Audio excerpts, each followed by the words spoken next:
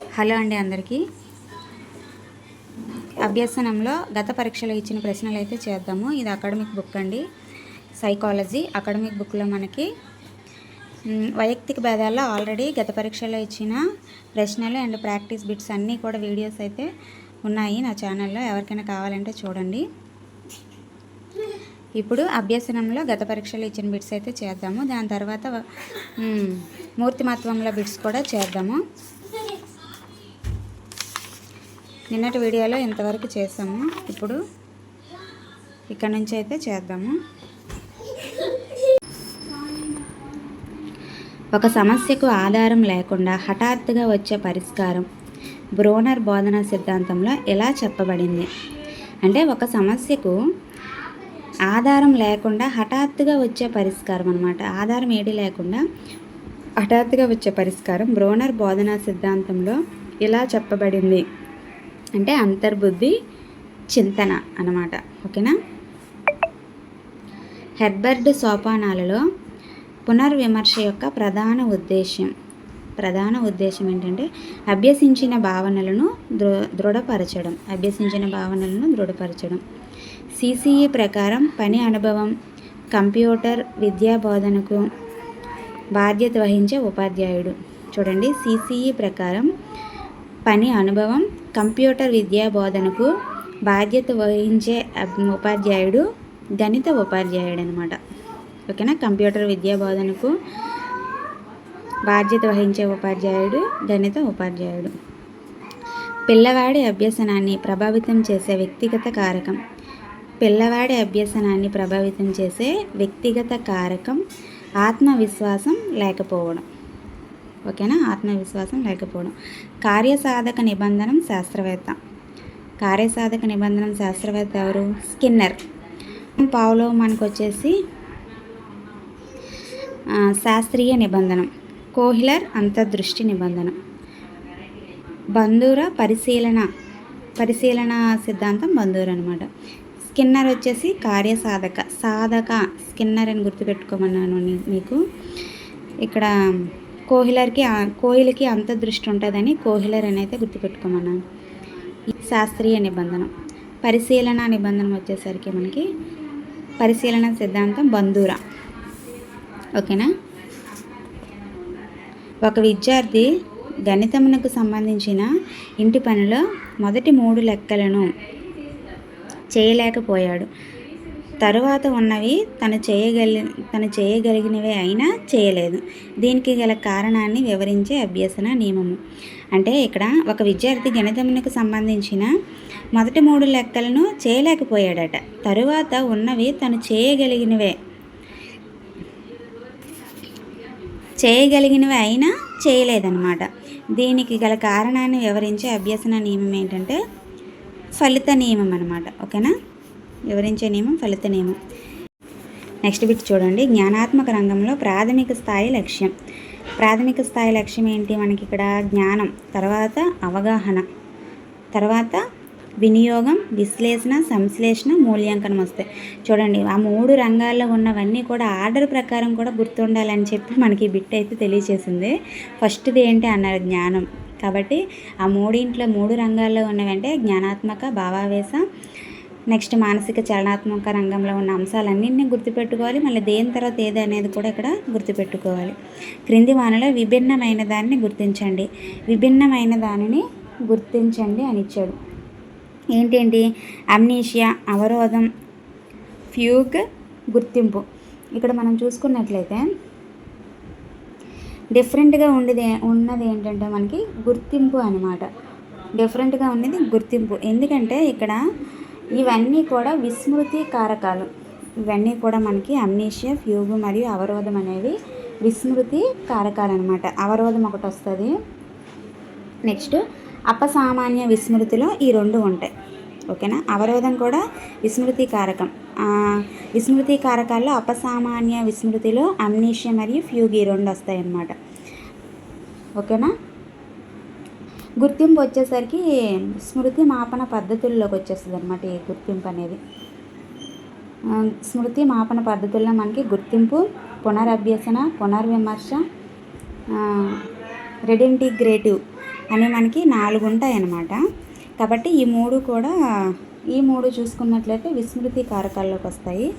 ఇది స్మృతి మాపన పద్ధతుల్లోకి వస్తుంది గుర్తింపు. కాబట్టి విభిన్నమైనది గుర్తింపు అన్నమాట. నెక్స్ట్ స్మృతి చిహ్నాల గురించి పేర్కొన్న శాస్త్రవేత్త. స్మృతి చిహ్నాల గురించి పేర్కొన్న శాస్త్రవేత్త మనకి హెబ్బింగ్హాస్ అనమాట. ఓకేనా. స్మృతి చిహ్నాల గురించి పేర్కొన్న శాస్త్రవేత్త హెబ్బింగ్హాస్. అభ్యసన ప్రక్రియలో సమస్య పద్ధతిని, ప్రాజెక్ట్ పద్ధతిని ఉపయోగించాలనే అభ్యసన సిద్ధాంతం. అభ్యసన ప్రక్రియలో సమస్య పద్ధతిని, ప్రాజెక్ట్ పద్ధతిని ఉపయోగించాలనే అభ్యసన సిద్ధాంతం ఏంటంటే అంతర్దృష్టి అభ్యసనం అనమాట. ఈ అంతర్దృష్టి అభ్యసనంలోనే మనకి సమస్య పద్ధతిని, ప్రాజెక్ట్ పద్ధతిని ఉపయోగించాలని చెప్తారన్నమాట. దీంతోపాటు ఇంకో 2 పద్ధతులు కూడా ఉంటాయన్నమాట. అవి ఏంటంటే అన్వేషణ పద్ధతి, ప్రయోగ పద్ధతి. అంటే ఇవన్నీ పద్ధతులు కూడా మనం గుర్తుపెట్టుకోవాలన్నమాట. ఏ అభ్యసనంలో ఏ పద్ధతులను ఉపయోగించాలని చెప్పారు అని. అభ్యసన ప్రక్రియలో సమస్య పద్ధతిని, ప్రాజెక్ట్ పద్ధతిని ఉపయోగించాలనే అభ్యసన సిద్ధాంతం అంతర్దృష్టి అభ్యసనం. ఓకేనా. వీటితో పాటు ఇంకో 2 ఏమున్నాయంటే అన్వేషణ మరియు ప్రయోగ పద్ధతి. ఈ 4 పద్ధతులు కూడా ఇందులో ఉపయోగించాలని అయితే ఉంది. కాకపోతే ఇక్కడ మనకి ఇచ్చినవి 2 ఇచ్చేది. ఇక్కడ చూడండి, కుడివైపు స్టీరింగ్ ఉన్న కారు నడపడానికి అలవాటు పడిన వ్యక్తి ఎడంవైపు స్టీరింగ్ ఉన్న కారు నడిపేటప్పుడు జరిగే అభ్యసన బదలాయింపు రకం మనం చూసుకున్నట్లయితే ఇది ప్రతికూల బదలాయింపు అనమాట. ఎందుకంటే అతనికి కుడివైపు స్టీరింగ్ ఉన్న కారు నడపడం అలవాటు అనమాట. ఆ వ్యక్తి ఎడంవైపు స్టీరింగ్ ఉన్న కారు నడిపేటప్పుడు ఏమవుతుంది, మనకి మొదటిది ఇది అలవాటు అయింది కదా కుడివైపు, దీనికి ఆటంకపరుస్తుంది అనమాట. దీన్ని ప్రతికూల బదలాయింపు అంటారు. శూన్య బదలాయింపు ఏంటి? తొలి అభ్యసనం అనేది తదుపరి ఏదైనా నేర్చుకుంటే తదుపరి అభ్యసనానికి దోహదపడదు, నెక్స్ట్ ఆటంకం కూడా చేయదనమాట. దాన్ని శూన్య బదలాయింపు అంటారు. అదే ద్విపార్ష బదలాయింపు అంటే శరీరంలో ఒకవైపు అవయవాలతో చేసే పని ఇంకోవైపు అవయవాలతో కూడా చేయగలిగితే, అంటే ఎడమ చేత్తో ఒక వ్యక్తి రాయగలడు అనుకో, కుడి చేత్తో కూడా రాయగలిగాడు అనుకో, దాన్ని ద్విపార్ష బదలాయింపు అంటారు. అనుకూల బదలాయింపు అంటే తొలి అభ్యసనం అనేది తదుపరి అభ్యసనానికి దోహదపడితే దాన్ని అనుకూల బదలాయింపు అంటారనమాట. ఓకేనా. అంతర్దృష్టి అభ్యసనం దీనిని సమర్థిస్తుంది. అంతర్దృష్టి అభ్యసనం దేన్ని సమర్థిస్తుంది? ఏకమొత్తం అభ్యసనం అన్నమాట. ఓకేనా. పిల్లవాని పరంగా మూల్యాంకనం యొక్క పూర్తి ప్రయోజనం. పిల్లవాని పరంగా మూల్యాంకనం యొక్క పూర్తి ప్రయోజనం ఏంటంటే పిల్లవాని ప్రవర్తన మార్పులు ఆశించిన మేరకు జరిగింది లేనిది మదింపు చేయడానికి అన్నమాట. ఆశించిన మేరకు జరిగింది లేనిది జరగలేనిది మదింపు చేయడాన్ని మనం ఏమంటారంటే మూల్యాంకనం యొక్క పూర్తి ప్రయోజనం. అభ్యసనం స్తంభించి ఎటువంటి పురోగమనం లేకుండా నిలిచిపోయే దశ. అభ్యసనం అనేది పూర్తిగా స్తంభించి ఎటువంటి పురోగమనం లేకుండా నిలిచిపోయే దశ మనకి ఇక్కడ ఏంటంటే పీఠభూమి దశ అనమాట. మొత్తం మనకి ఈ దశలు 5 ఉంటాయన్నమాట. ఫస్ట్ది ప్రారంభ స్ఫూర్తి, సెకండ్ది చాంచల్య దశ, థర్డ్ది పీఠభూమి, తర్వాత పీఠభూమి తర్వాత 2వ స్ఫూర్తి వస్తుంది మనకి. నెక్స్ట్ శరీర ధర్మ హద్దు. అలా మనకి 5 ఉంటాయి అన్నమాట. ప్రారంభ స్ఫూర్తిలో ఏమవుతుందంటే మనకి అభ్యసన అనేది వేగంగా జరుగుతుంది. ఓకేనా. ప్రారంభ స్ఫూర్తిలో అభ్యసన వేగంగా జరుగుతుంది. నెక్స్ట్ చాంచల్య దశలో హెచ్చు తగ్గులు ఉంటాయి. అభ్యసన తగ్గుతుంది పెరుగుతుంది, తగ్గుతుంది పెరుగుతుంది. పీఠభూమి దశలో పురోగమనం లేకుండా నిలిచిపోతుంది అనమాట. నెక్స్ట్